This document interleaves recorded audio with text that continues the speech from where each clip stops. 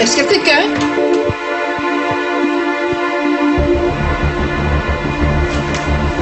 L'une des premières découvertes de l'Homo sapiens fut celle de sa propre mort.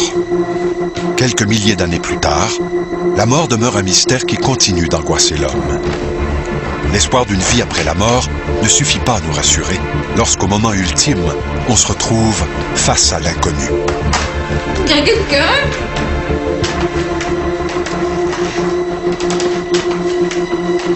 Il y a quelqu'un?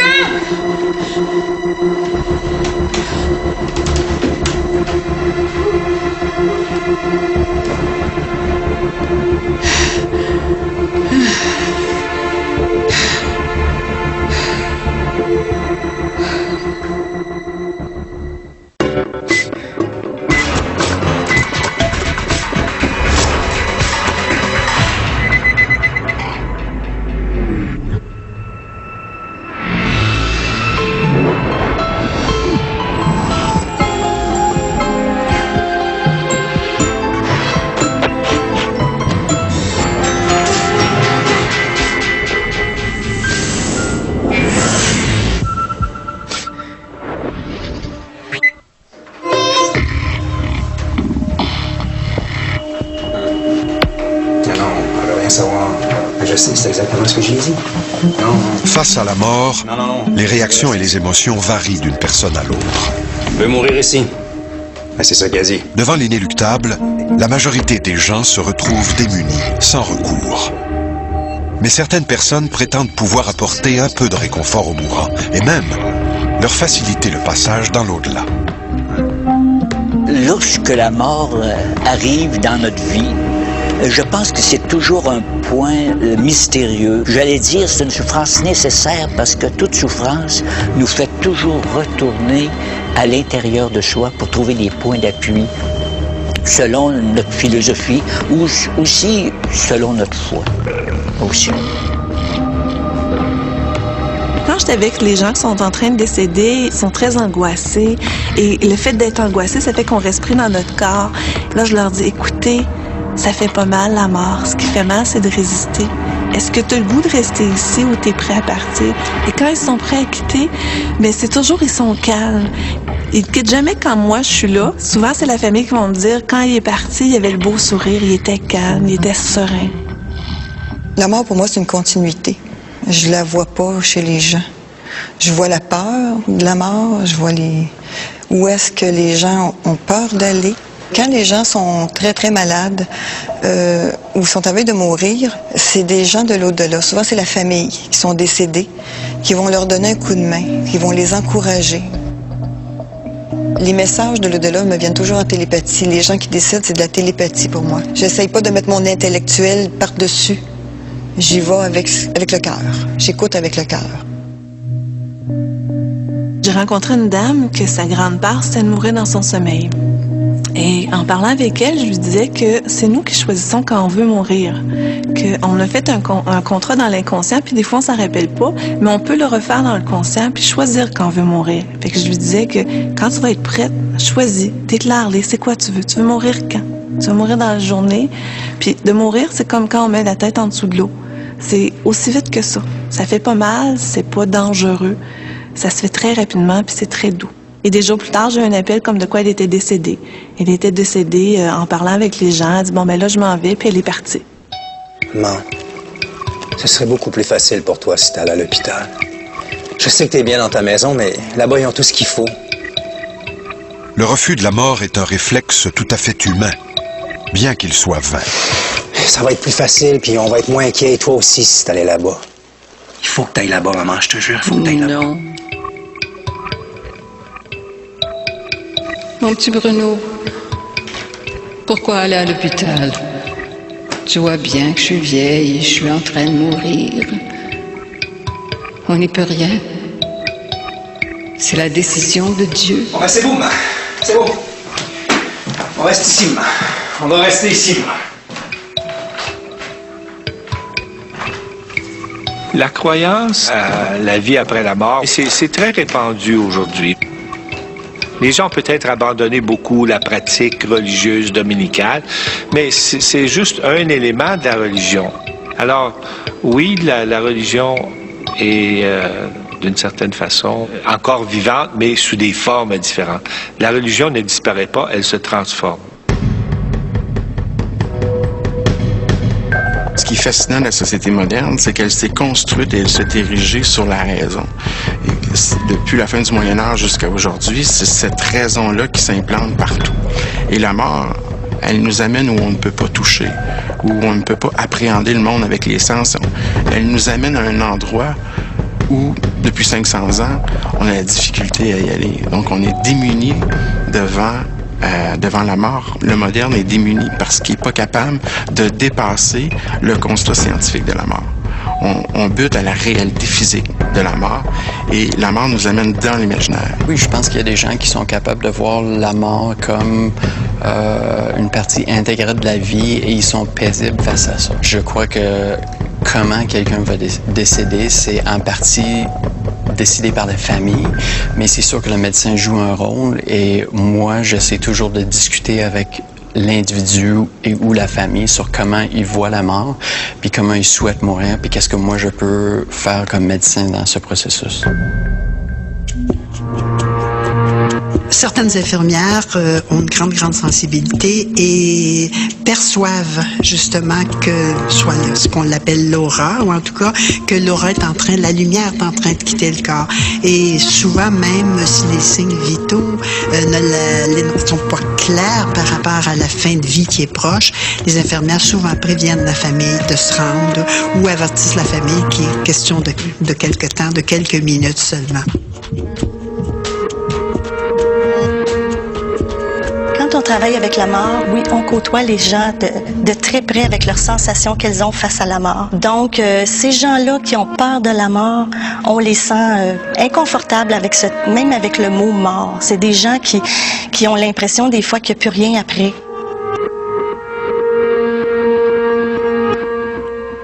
Quand j'ai commencé à être infirmière, j'avais très peur de la mort parce que j'ai l'impression que je traînais les croyances de mes parents et mon père avait peur de la mort énormément. Et c'était de l'inconnu, puis ça faisait peur, puis où est-ce qu'on s'en va, puis comment je peux aider les gens. C'était toutes des questions que je me posais régulièrement. Après ça, j'ai eu de la mortalité dans ma famille. Un de mes jeunes frères qui est décédé dans un accident d'automobile. Et après, j'ai vraiment, l'ouverture a commencé là. J'ai vraiment su qu'il y avait quelque chose après qui continuait. Et j'ai fait beaucoup de lectures. Ça a été mon tremplin.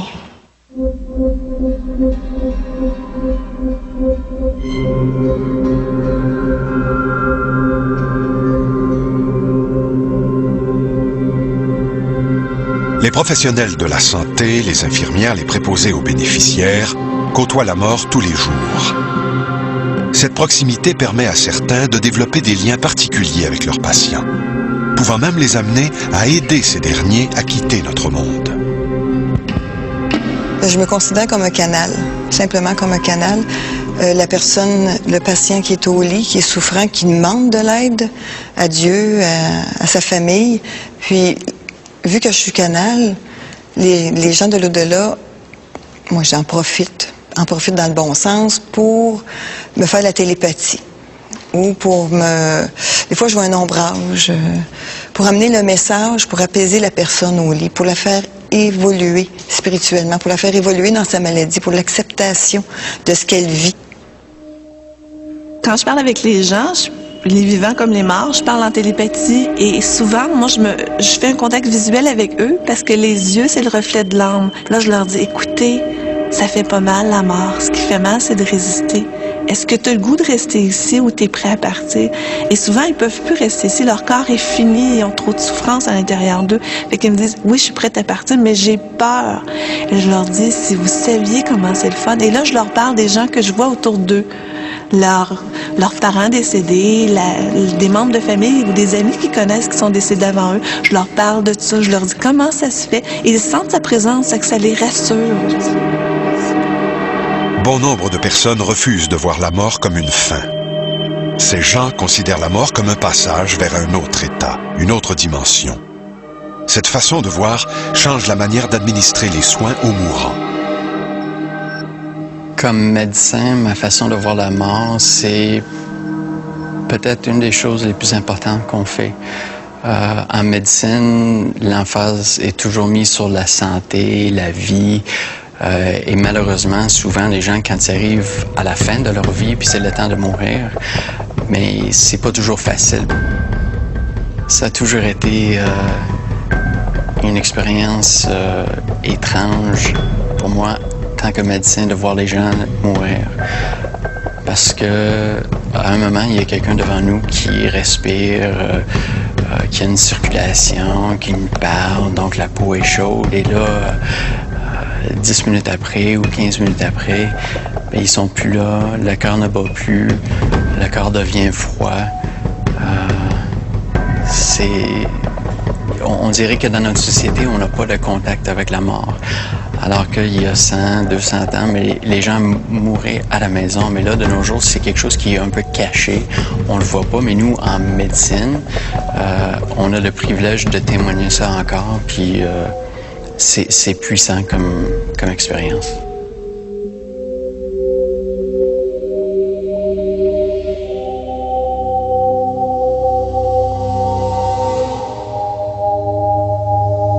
Je suis contente que tu sois mon infirmière, Marie-Louise. Moi, je suis contente de t'accompagner.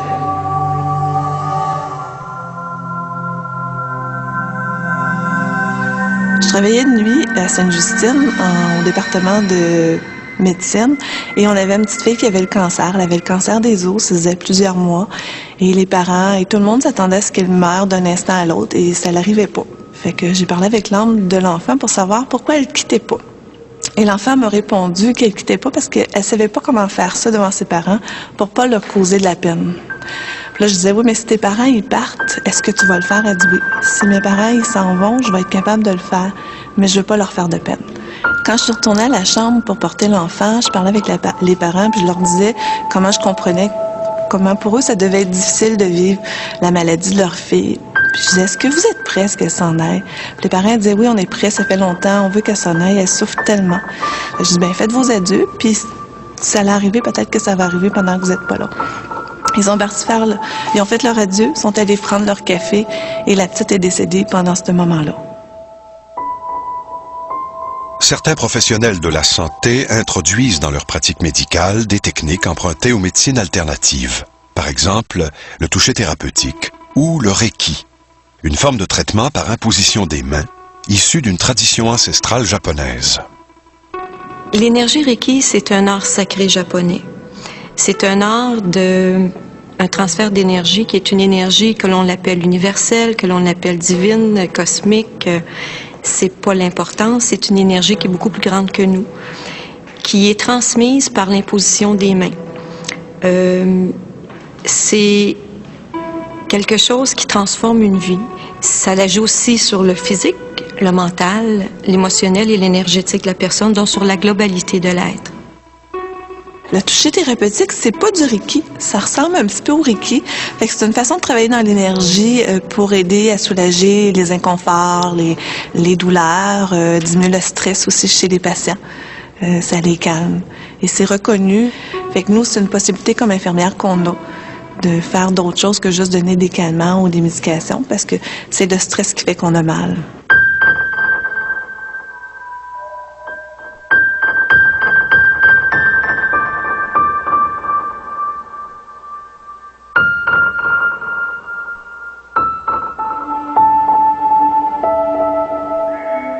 Je pense que lorsque arrive ce moment réel de la vie, c'est-à-dire l'approche de la mort ou du processus du mourir, je pense que les personnes se posent vraiment les vraies questions.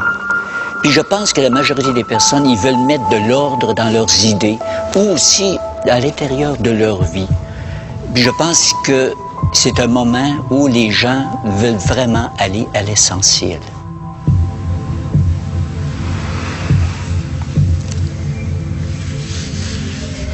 Je veux pas que tu t'en ailles. Je veux pas que tu t'en ailles.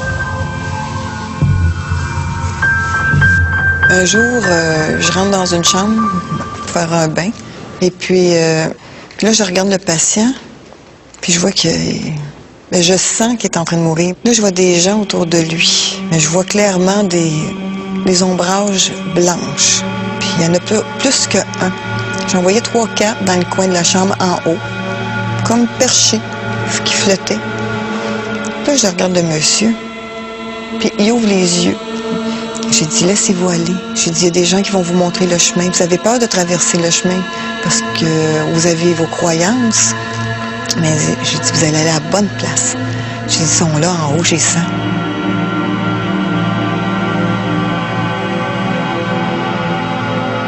Je pense que la mort ne peut pas être autre chose que mystérieuse.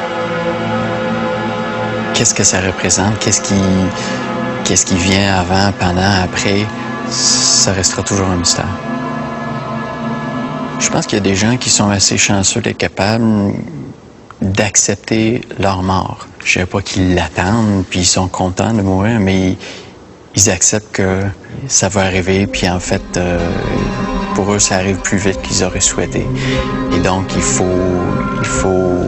accepter ça, puis vivre avec, et ne pas laisser la mort empêcher le temps qui nous reste à vivre. Relax, maman, ça va. Relax.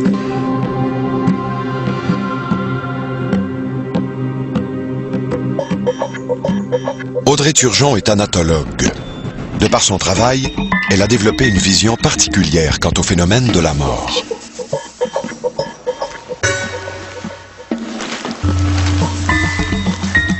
À l'école, on nous a appris assez vite à faire la distinction entre la personne qui est devant moi, qui est une personne décédée, qui est un corps humain, et l'être humain que c'était avant. Alors, c'est rare que je vais m'arrêter à penser à cette personne-là, c'était un papa, ou c'est une maman, ou c'est un jeune enfant. On essaie de mettre ça de côté quand on rentre dans le laboratoire, puis on se concentre vraiment sur le côté technique de la chose. Par contre, il y a de moins en moins d'embaumement. Alors, c'est sûr que je dois être polyvalente, puis on nous apprend vite à l'école que c'est pas juste l'embaumement, l'étude en thanatologie. Il y a le côté accompagner les familles, le côté diriger des funérailles, tout ce qui est protocolaire face aux funérailles, on doit être apte à faire ça aussi dans le travail. Donc, les gens qui viennent au salon n'ont pas le goût de me voir, mais ils n'ont pas le choix. Et puis, d'être accueillante puis d'être aidante pour eux autres, ça représente beaucoup. Fait que le merci, des fois, j'ai des gens qui me serrent dans leurs bras, qui vont me dire que comment j'ai été fine. Ça, pour ça fait un gros velours au cœur. Et puis, c'est comme ça que j'ai découvert que j'aimais mieux faire ça que de faire le laboratoire. Que se passe-t-il exactement au moment de la mort? Est-il possible que l'esprit de nos ancêtres soit là pour nous accueillir? Est-il vrai que le film de notre vie défile devant nos yeux? Saurons-nous jamais avec certitude comment se déroule la mort et surtout ce qu'il advient après?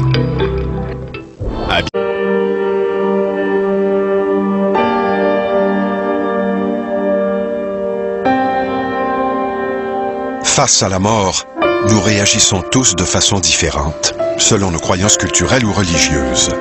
Mais il reste que la mort est un destin qui unit tous les êtres humains. Certaines personnes croient que nous avons, comme individus, un contrôle sur le moment de notre mort. Destin. Mais qu'est-ce que tu... Il n'en reste pas moins que la mort est un départ qu'il faut préparer. Le travail de celui qui va mourir, c'est justement se détacher. Se détacher ne veut pas dire pas aimer d'aucune façon, mais de laisser partir, de s'abandonner à ce qui s'en vient. Alors, se détacher des choses matérielles, puis on le voit très, très bien. Les gens, par exemple, vont commencer à donner leurs biens personnels, vont dire à certaines personnes de ne pas revenir, vont faire demander de voir des amis, et ils vont comme terminer, et on le sent, ce détachement-là. Quand j'ose avec le patient, puis on discute profondément, puis on discute avec les gens de l'au-delà, oui, j'ai l'impression de donner de l'espoir, leur amener un baume au cœur, leur soulager dans les souffrances d'émotions. Quand je sors de la chambre, je sens qu'il revient avec lui-même, avec ses peurs. Je souhaite juste que j'ai semé une graine et puis qu'elle va fleurir. On dit qu'on est toujours seul face à la mort, mais l'est-on vraiment? Certaines personnes affirment que non.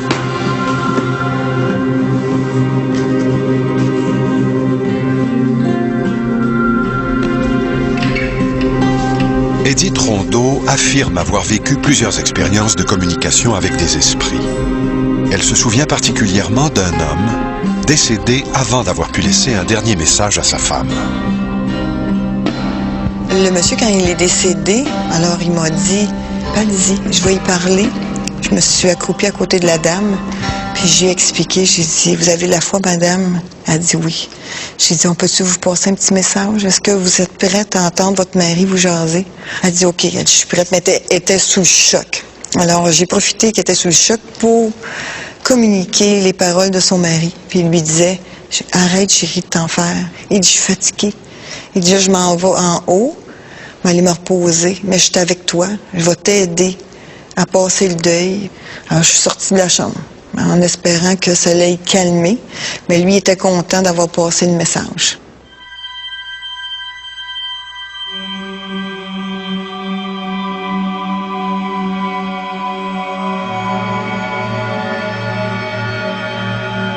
Les passeurs d'âmes, tels que Chantal Daigneault, sont convaincus qu'au moment de mourir, nous serons accueillis par une entité bienveillante que certains appellent l'ange de la mort. L'ange de la mort se présente quand c'est le temps qu'on meurt. Il se présente jamais d'avance parce qu'il est trop occupé. Et on devrait l'appeler l'ange de l'amour parce qu'il nous aime énormément. Et il a un job extraordinaire, c'est lui qui nous amène à la bonne place. Fait qu'il se présente un petit peu avant, comme pour nous apprivoiser, et il est là tout le long quand on est prêt, et c'est lui qui nous accompagne. Ça fait qu'on n'a pas à avoir peur, c'est pas un faucheur de vie, au contraire, il est là pour nous supporter. Et les gens le sentent aussi, les gens autour des personnes qui sont en train de décéder, ils se sentent beaucoup plus calmes. Quand l'ange de la mort est là, il y a un calme qui s'installe dans l'entourage des gens, pour les aider à supporter ça aux autres aussi.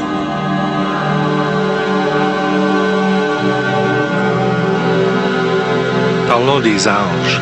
Les anges, on y revient maintenant. Il y a eu un temps, dans le christianisme primitif et dans le judaïsme, il y avait les anges. Les anges, ça veut dire le messager. C'était des messagers de Dieu. C'était des esprits situés un peu entre les humains et Dieu.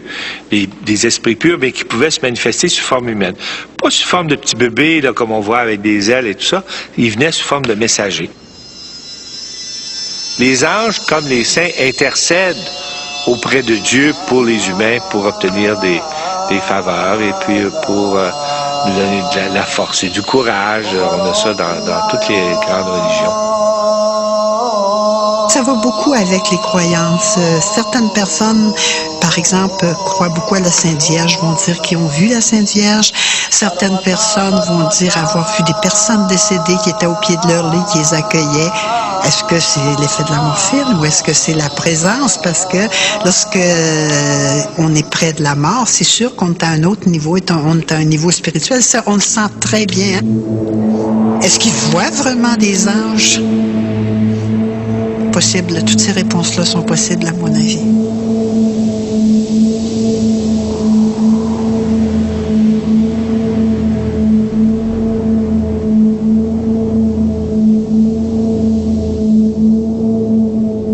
Les petits bébés arrivent au monde puis qu'il leur arrive un décès, soit mort in utero, c'est-à-dire qu'il est décédé dans le ventre de sa mère avant l'accouchement, j'ai toujours l'impression d'avoir une mission à faire auprès de ces parents-là. Et ces petits bébés-là, on dirait qu'ils sont venus faire apprendre des choses à leurs parents. Je leur demande de prendre leur bébé. Il faut qu'ils prennent leur bébé même. Ça leur aide. Ils le bercent, ils leur parlent, ils l'appellent par leur prénom. Ce petit bébé-là, il avait un prénom avant de venir. On lui donne, on lui parle. C'est une personne à part entière qui est venue faire un tour, un petit séjour, un court séjour dans la vie des parents. La mort du nouveau-né s'explique de par les connaissances que nous avons, de par les enseignements que des êtres de lumière nous ont transmis. S'explique par la nostalgie des plans célestes. C'est-à-dire quitter cet endroit-là, qui est un endroit d'amour absolu, et d'arriver sur Terre dans un endroit plus chaotique, peut créer ce besoin, ce manque. Alors l'âme quitte. Et l'âme, toutes les nuits, voyage de toute façon. Donc l'âme s'élève, fait des petits voyages et revient au matin. Donc l'âme du nouveau-né quitte et choisit de ne pas revenir, tout simplement.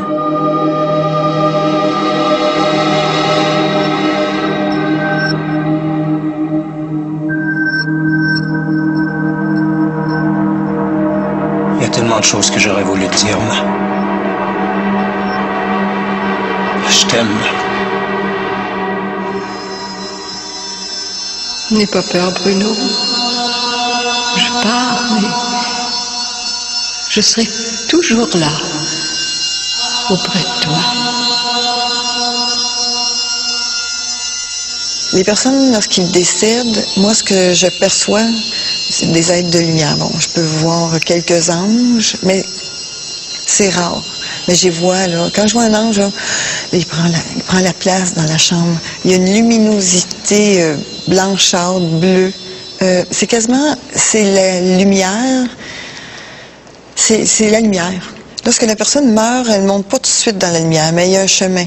Les gens de l'au-delà viennent la chercher, lui tendent la main pour monter vers la lumière. Mais il y a des gens qui ne veulent pas monter vers la lumière, qui n'ont pas la foi ou n'y croient plus.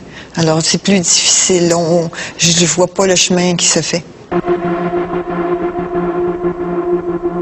Je ne sais pas exactement c'est quoi la différence entre le corps physique et l'esprit. Mais c'est sûr que c'est deux entités distinctes, mais qui ensemble font un être humain. Et c'est un grand mystère d'imaginer comment les deux s'associent, mais aussi comment les deux se séparent à la fin d'une vie.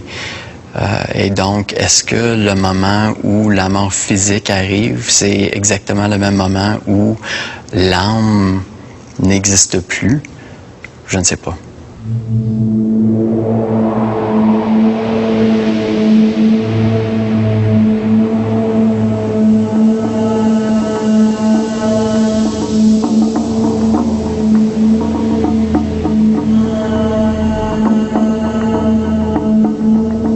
Aider quelqu'un à mourir. Qu'est-ce que ça veut dire exactement? Est-il réellement possible que des personnes possèdent le don de faciliter le passage vers l'au-delà?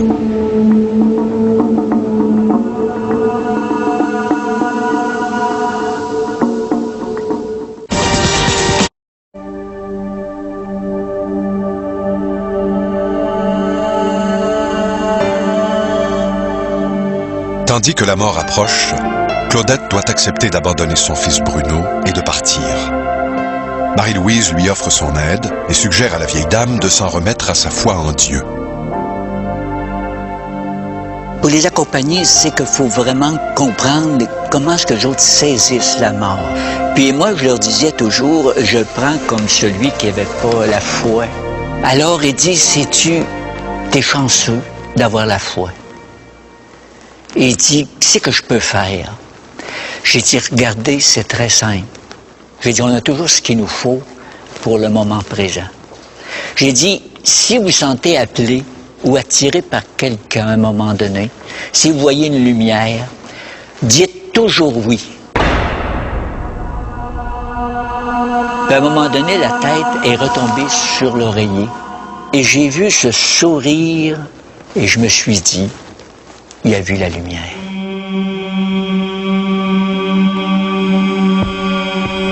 Face à la mort, nous ne pouvons avoir aucune certitude.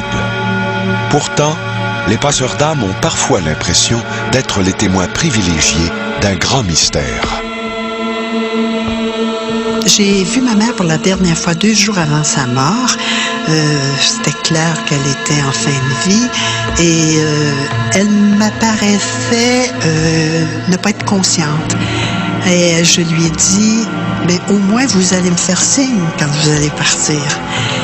Et c'est en pleine nuit, je suis retournée chez moi, à une centaine de kilomètres plus loin, et je me lève près de la salle de bain, j'allume la lumière, ce que je fais jamais, je regarde l'heure, il est 4h moins quart.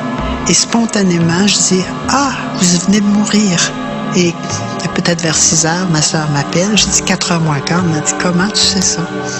Alors ça, c'est inexplicable, mais c'est vécu de façon très, pour moi, c'est très, très clair.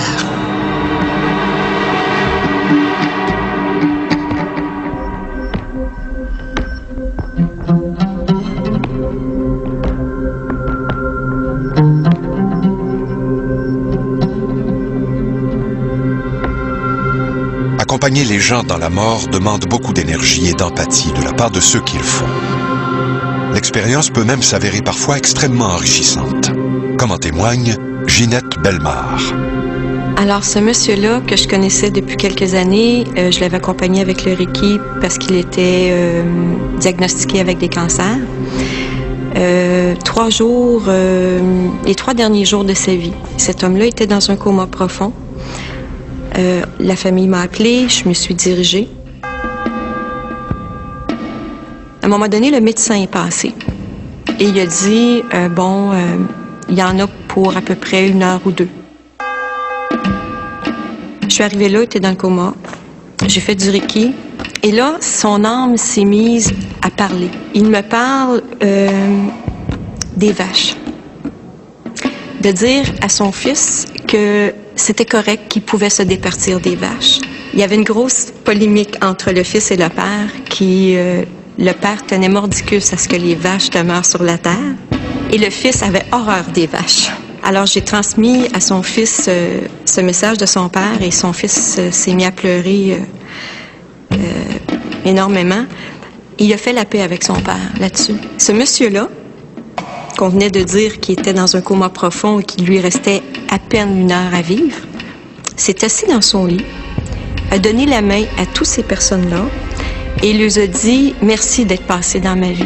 Après tout ça, il s'est recouché et ses yeux ont fermé. Et là, dans un majestueux sourire, il nous a quittés. Alors, c'est quelque chose de réellement particulier, cet événement-là. C'est au-delà de la science et de la médecine traditionnelle. Mourir est inévitable, on en convient. Mais qu'en est-il de la peur de la mort, de la souffrance?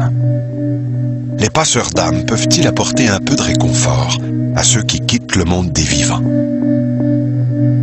Les gens qui font appel à moi pour les aider en phase terminale, c'est la famille ou c'est le patient lui-même, soit par téléphone ou par télépathie. Quand je vais les rencontrer, je fais la technique que l'ange de la mort m'a enseignée.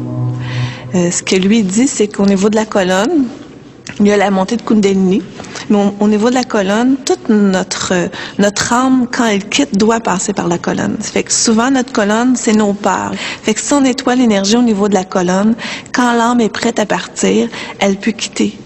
Et quand elle quitte, pour elle, c'est plus facile de s'en aller avec l'ange de la mort, puis elle est mieux, elle est plus sereine, plus calme. Ça fait qu'ils sont moins souffrants, ils ont moins peur.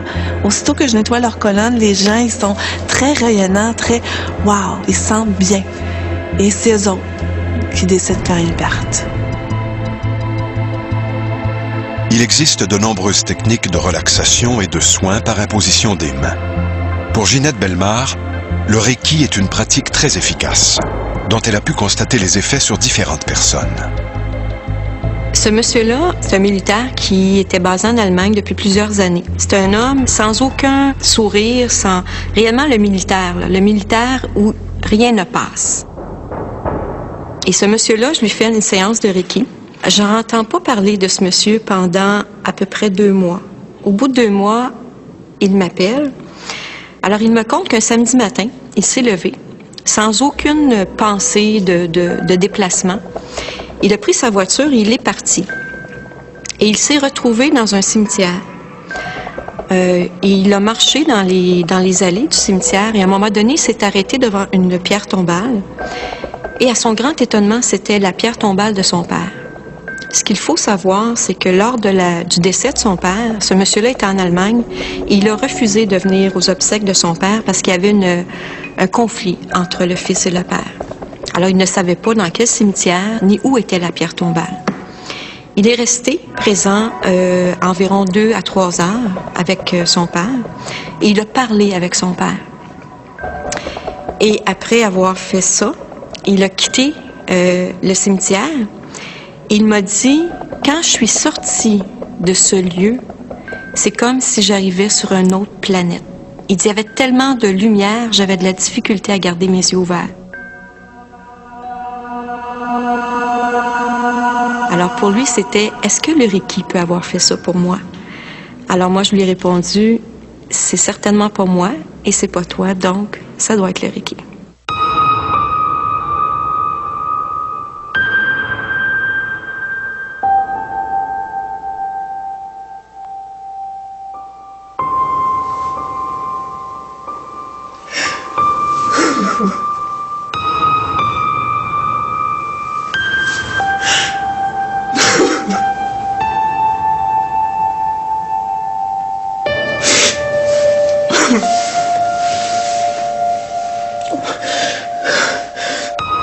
Qu'on le veuille ou non, on finit toujours par lâcher prise.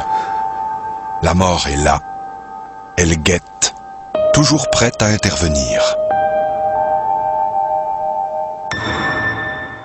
À biographie.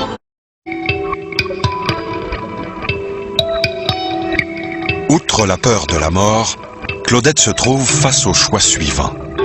Résister ou bien se résigner et partir sereinement.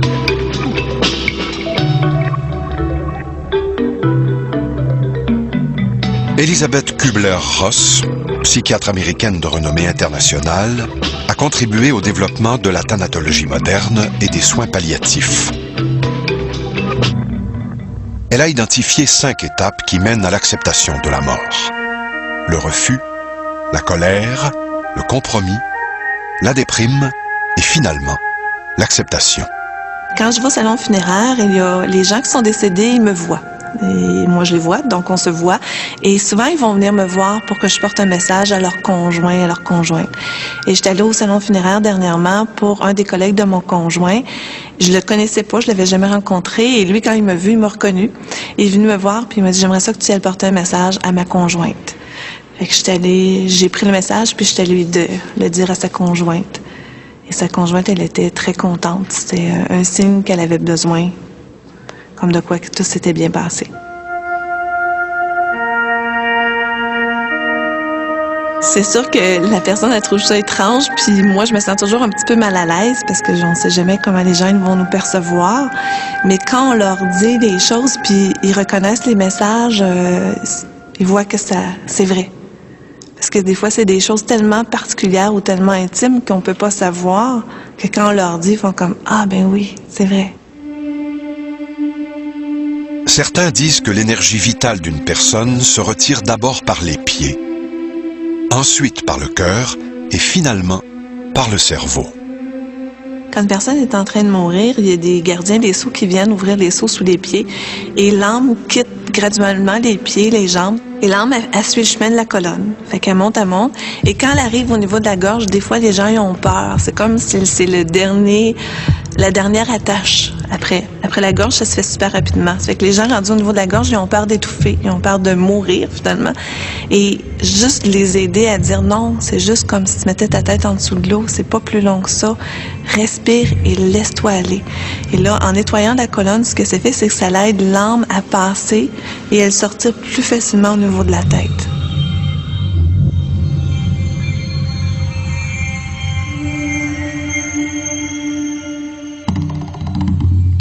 Pendant la Révolution tranquille au Québec, la Révolution tranquille, la modernité, on peut dire, a touché le Québec tardivement. Et au Québec, ça s'est fait d'une façon extrêmement brusque, extrêmement violente même, pourrait-on dire.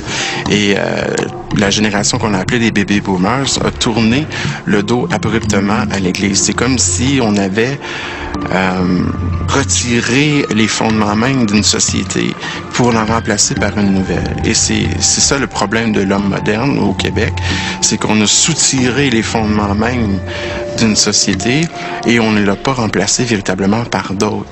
Et la question de la mort, autant on trouvait une représentation eschatologique dans le Canada français catholique traditionnellement, autant aujourd'hui, ce n'est plus l'individu ne peut plus compter sur la culture pour lui donner un sens, mais le sens de la mort repose sur ses frêles épaules.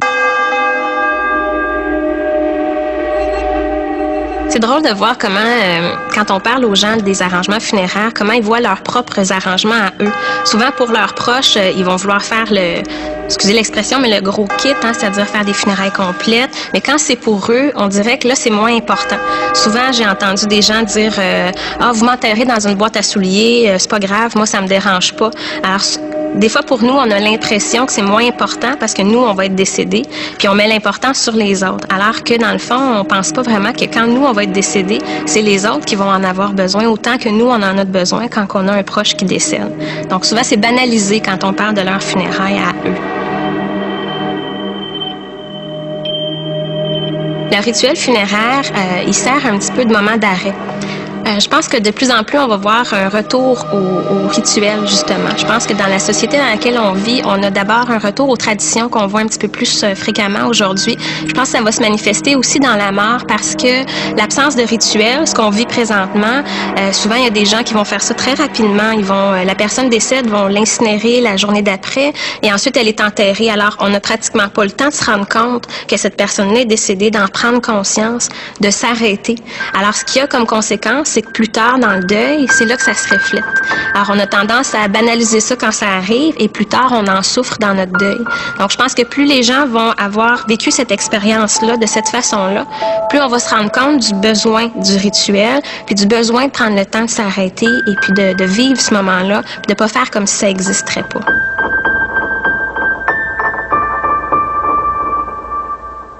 L'exposition des corps dure 3 jours pour permettre à l'âme de faire un circuit, aller dire au revoir à des gens, revoir des lieux et accueillir aussi ce moment-là, qui est un moment où on pense parfois, c'est simple, on ferme les yeux puis on quitte, mais ça peut être un moment qui peut être difficile à vivre parce que il peut y avoir de la souffrance au moment où on va quitter. Il peut y avoir des guerres de famille, des guerres de clans. L'âme va quitter dans cet état-là et c'est pas toujours facile. Alors, cette âme-là va faire un circuit, va faire un lieu. Si vous allez dans les salons funéraires, souvent, on peut les voir, les âmes qui sont présentes et qui observent ce qui se passe, tout simplement, pour voir aussi ce qu'on en dit, ce qu'on dit d'elles, ces âmes-là, de leur vivant. Lorsque les mourants font leur dernier expire, pour moi, c'est un grand, grand moment. D'abord, c'est un moment que je considère sacré. Et je me sens très humble. J'ai toujours envie, en tout cas spontanément, si j'étais dans un endroit où je pourrais le faire, c'est comme m'agenouiller devant cette grandeur-là qui m'échappe totalement. Ce mystère sur lequel j'ai pas aucun pouvoir et que je n'ai pas non plus après et qui appartient juste à la personne qui vient de partir. Alors c'est ce qui me fait croire, moi, qu'il y a plus grand que soi, qu'on le nomme comme on voudra, et ce qui me fait croire aussi, qui me fait espérer du moins, qu'il y a quelque chose après.